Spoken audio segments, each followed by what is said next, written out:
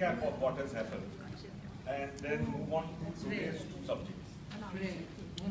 So far, what we have covered in these Gatha classes is a brief history of the periods of various Iranian dynasties, so that you get some idea of the languages in which our prayers are. And as I told you earlier, they happen to be in about 5 different languages.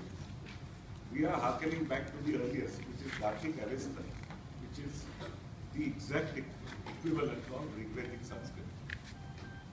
Now, having given you that brief idea, historical idea, we then went into basic prayers such as Hashem and Gatha, went into the Kasti prayer, went into how a chief priest at the time of Shapur II, who was between 309 and 379 AD, actually formulated the Kasti prayer, which is in 3 different languages. And then we started with the Gathas proper. And these 17 chapters, in which are captured about 217 hymns, which are all ascribed to Prophet Zarathustra, are in 5 different parts. The parts having been put as such because they are different in meter, and fortunately because they are poetry and not prose. One miracle is that they have actually reached us as they are. They were in fact spoken for thousands of years before they were first written down. And we began with Yasnaha 30, which is the 3rd chapter in the first Gatha, Aunavati, which was what I call the little sermon, where Zoroaster speaks to a whole lot of people. And the whole object of the sermon was to tell people that moral choice is entirely yours. Choose correctly. Choose as the holy or bountiful spirit chose at the beginning of time, and not as his twin, his exact twin in every way chose, which is to go astray. Then after the Yasnaha 30, we went into Yasnaha 45, which is chapter 3 of the 2nd Gatha, which I call the greater sermon. Greater why? Because by then, obviously, Zoroaster's faith had caught on, and people came from near as well as from afar to listen to it. And various great truths are ennobled in this chapter, verse number 8 being perhaps one of the greatest truths so ennobled. This, along with Yasnaha 43.1, which you all may note, that is 45.8 and 43.1, which is the very opening of the 2nd Gatha, is perhaps the high point. These 2 verses are the high point of all 217. We dealt with the first one. The second one, the very opening declaration, is fantastic, which you might turn to before we get into today's subject. The opening declaration of 43.1 you will find at page 193. 193. 193. Yeah.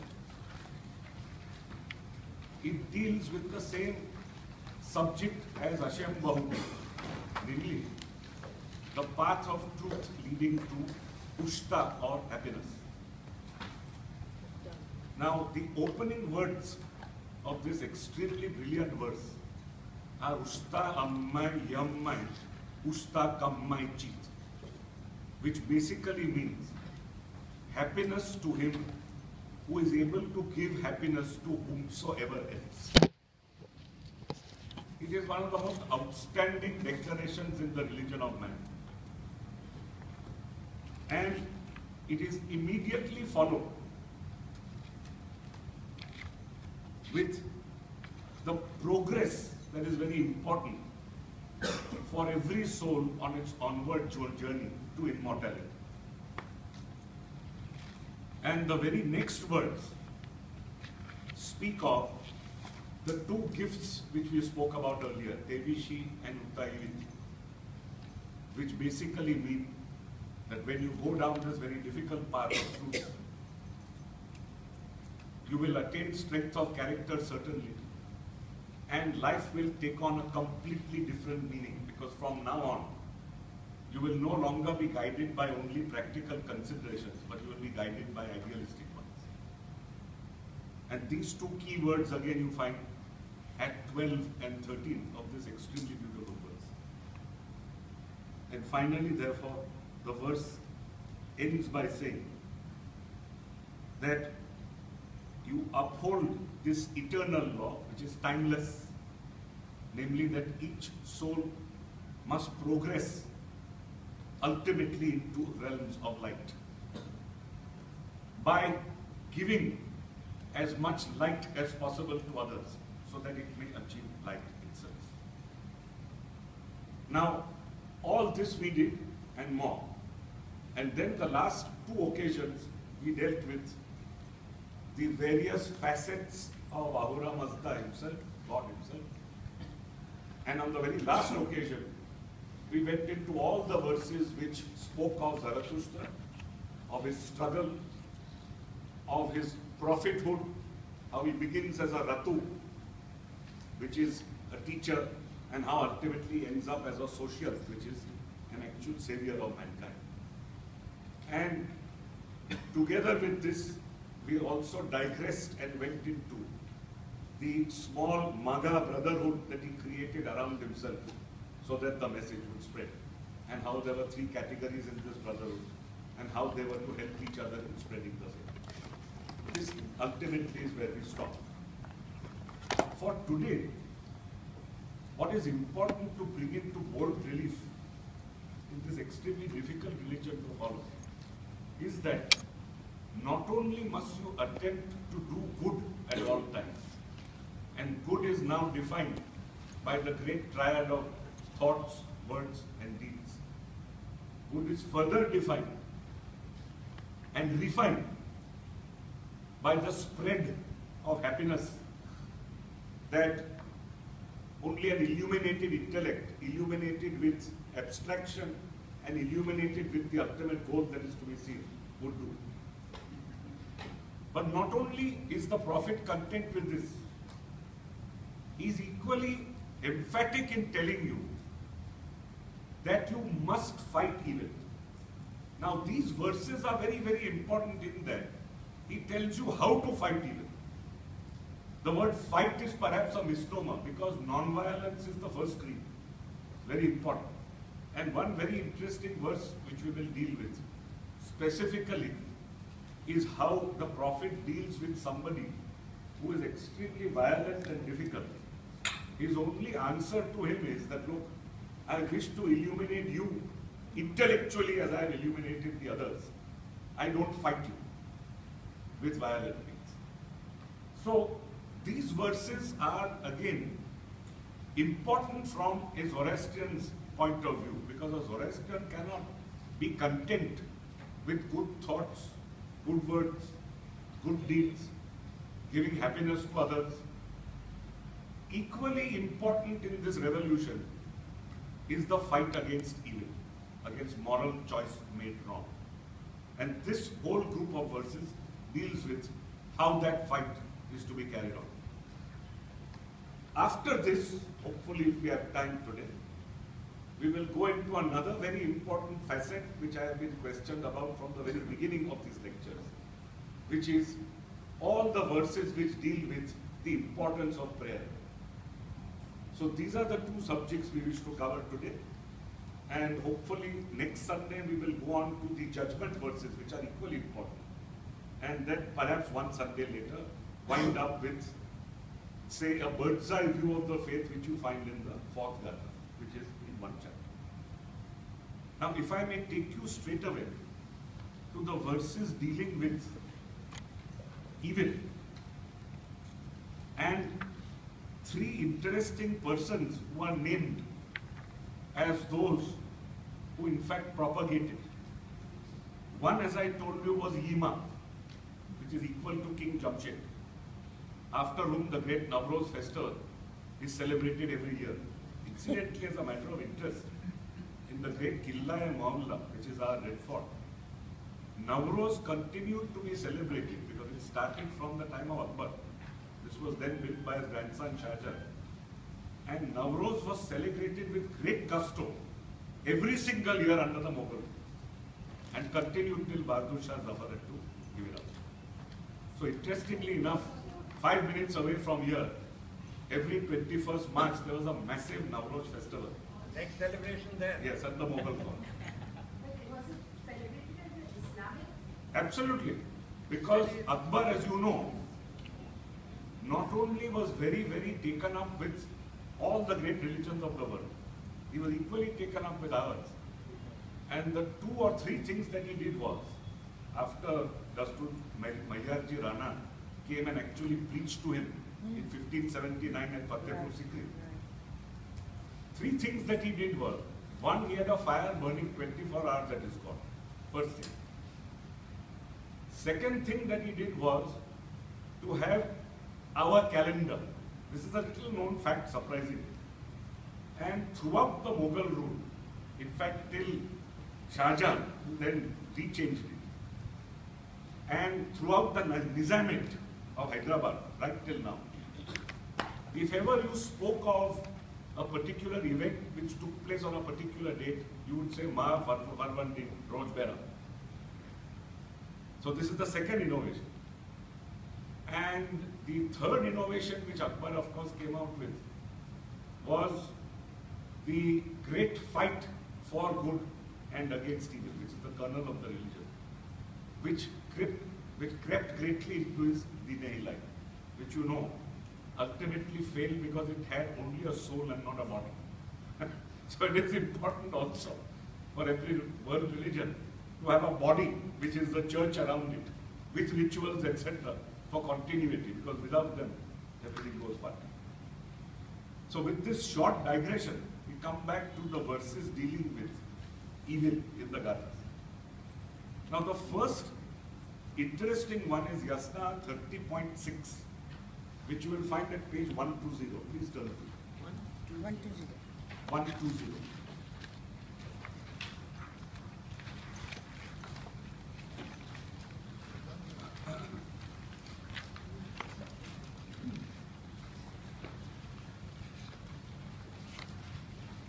What it says is, again, interestingly, there are key words such as heres, erect, banayan, painful, English word painful, which you will find at word 3 and word 23.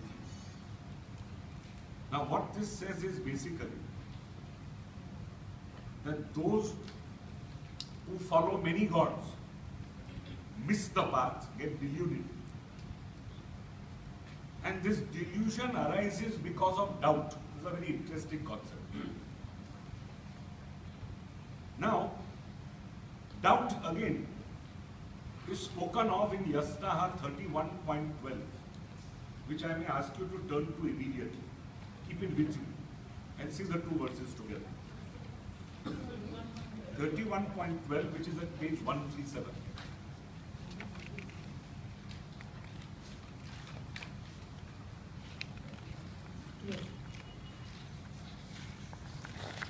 This verse tells us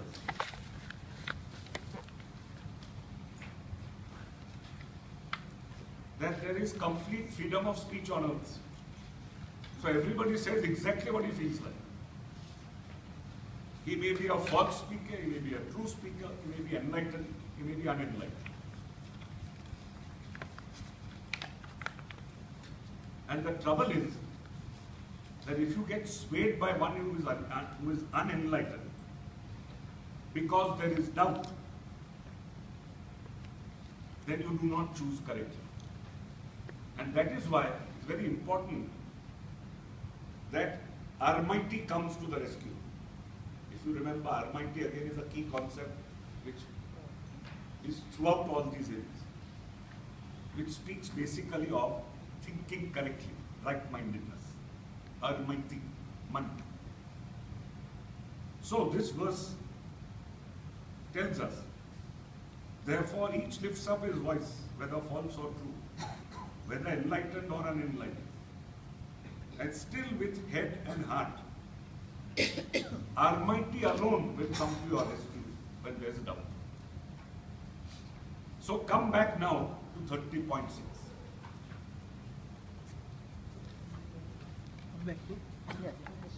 at page 120.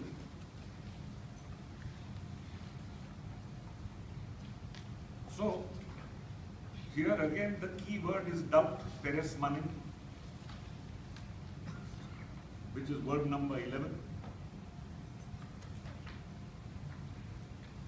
And this verse again tells you that persons who believe in many gods do not choose correctly. In fact, they choose what is the worst mentally. And what follows is anger, Aishma, which is word number 19, 1-9. And word number 23, which is Banayan, painful. Translated here as pollution, pollute, same sense. And Maretanu, as you know, is one who is born to die, mankind. So this is the first important step taken by the Prophet telling you that when you doubt and you do not have right-mindedness with you, you will not choose correctly. And you know that you have not chosen correctly when you are a person of anger instead of a person with love. With this, we come on to the great offender King Jamshed in 32.8 at page 155.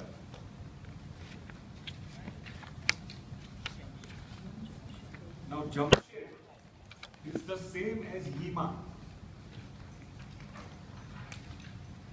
and exists both in Hinduism and our faith.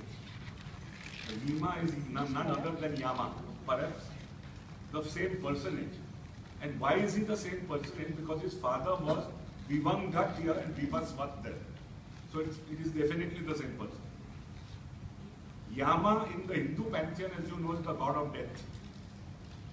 So obviously, a person who brought about what is most feared. And equally in our pantheon, he was a very, very great king who, unlike the great flood which takes place in virtually every other great world region, had an ice age, to combat which he built a vara. Now a vara is a massive underground cavern where everybody went and hid. Interestingly enough, this is referred to in the Vandida. And today, in a place called Derinkuyu in modern Turkey, you have 10 levels in a massive underground place, which was like a city. And the 10th level is supposed to be very, very, very old. Maybe going back to 8 to 10,000 BC, when perhaps King Jamshed lived. So, what was a fairy tale myth in the Vandida may well be correct regard being had to the archaeological evidence that is available in Derinkuyu in Turkey. So, this verse now tells us. To this archaeological building which we can spread around? I'm sorry? Can we have an access to this archaeological? Yes, people go and visit it. Yes, I visited. And several people have actually visited it and been told about these layers of cities. As you know, every ancient site is in layers because the further down you go, the older it is generally in archaeological terms. And this had 10 layers.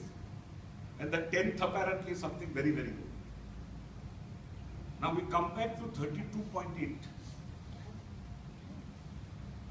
And this specifically speaks of Yima as being an angry old man, Ainangam, word 2. It is translated here as a sinner. We have already been told that one good indicia of your having chosen wrongly is anger. So this extremely angry gentleman, who is the son of Vivan Muso, number 3. And apparently father and son suffered from the same thing. So Vivanuso and Ima, Sravi means have been heard of. You heard of these two gentlemen. And what is interesting is What they did was, in order to make us happy, they didn't spread happiness. They illumine the material welfare of this world. Very important. Gauss, Baga, Svaremno. Baga is material. Svaremno is through light, therefore illumine. And Zoroaster says very clearly, from these, please keep me completely apart. I wish to be judged by what I have done. The last part. So this is the first reference to somebody who has actually chosen wrongly. And we are told that in our history, he was a very great king to begin with. And ultimately, of course, went astray. And the Kvarena, which is the almost like a royal falcon which sits on your head when kingship is given to, actually flew away from it. So this is the other interesting verse. Now you come to 32.9.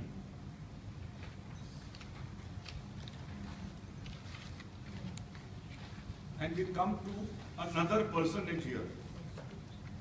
A gentleman called Grehma. Grehma. Who is basically referred to in these 4 or 5 verses. Now in 32.9, you begin with dus sastis. Dus always means bad. So dus mata, you remember? So dus is somebody bad. Sasti is a person who teaches, teacher. And srava is teaching. The key word here is morendat, word number 4. It occurs in all the verses which follow this. And you may either translate it as distort or corrupt. I think corrupt brings out the sense better. That's Srava, you're saying? No, Morendat. the word morendat. Srava means teaching. Teaching. Yeah. Morendat means distort. It will be translated as distort. Perhaps corrupt would be better.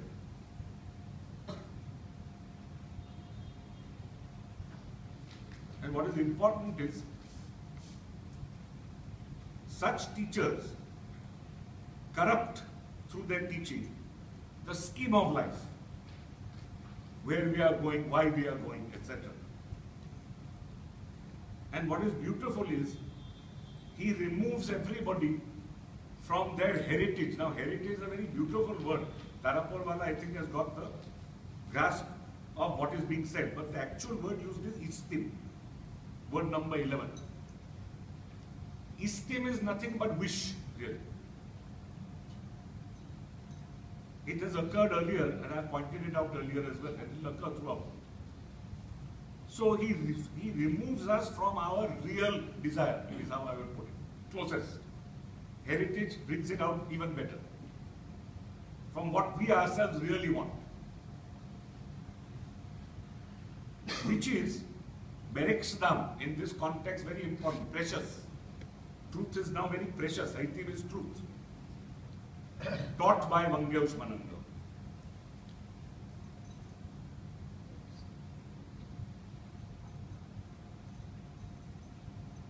And he says, this is really the expression, Uksda is word, which you come across often. Word number 18, Uksda. Minus, man, mind. So this is really the expression, word, of what is in my mind. And as a result, therefore, I look to you and I look to Asha. I look to you, God, and I look to truth. Next verse, next page. Again, the word morendat appears as word number 5. Again, the word srava appears. What was word number 3 is now word number 4.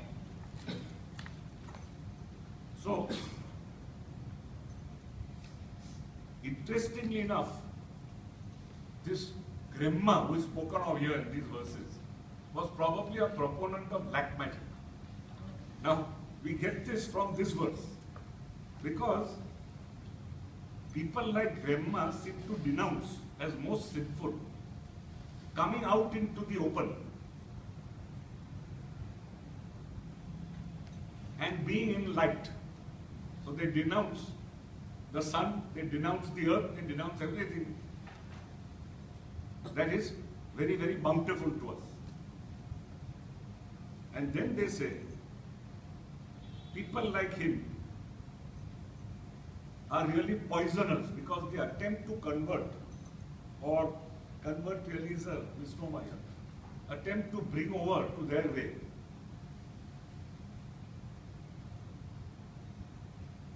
persons who are otherwise good. And it's very picturesquely put that this is like a weapon that is hurled against mankind when people like this preach. So obviously the prophet here is railing against somebody who was into black magic at that point of time. Tarapurwala's footnote is interesting.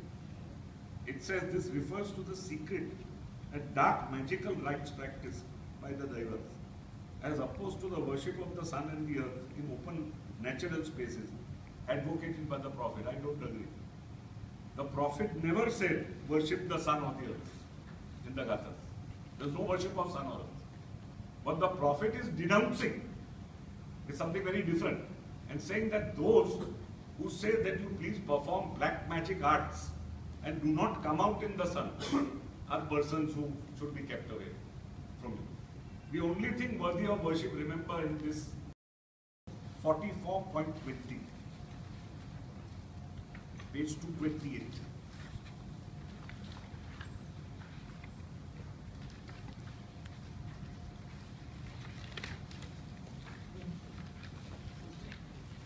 Here again the prophet is asking, this if you remember, is the question chapter.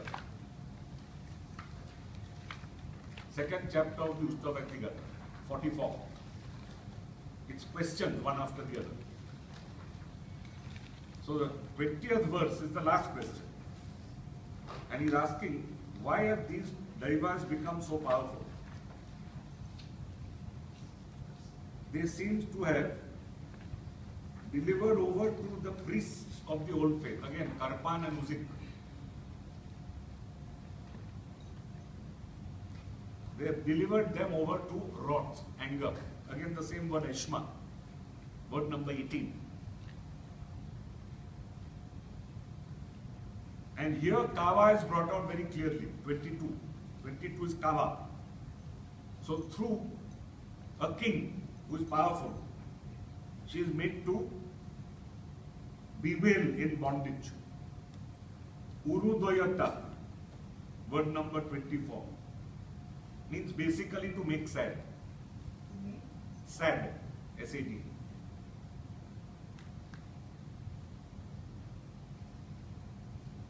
And you will again find the word Vastrem, word number 29, which is the same as the word used in the last part of Gatha.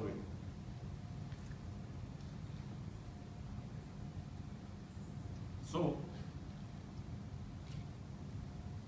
ultimately what this verse tells us is that Zoroaster himself is very upset by the fact that they all appear to be extremely powerful. They appear to have handed over the earth to anger and therefore violence. And that instead of spreading happiness, which we saw in 43.1, we are seeing the exact opposite here. So put 43.1 here along with this. Usta ammai yammai usta kammaichi, we saw. These people are doing the exact opposite. Anger, violence, sadness.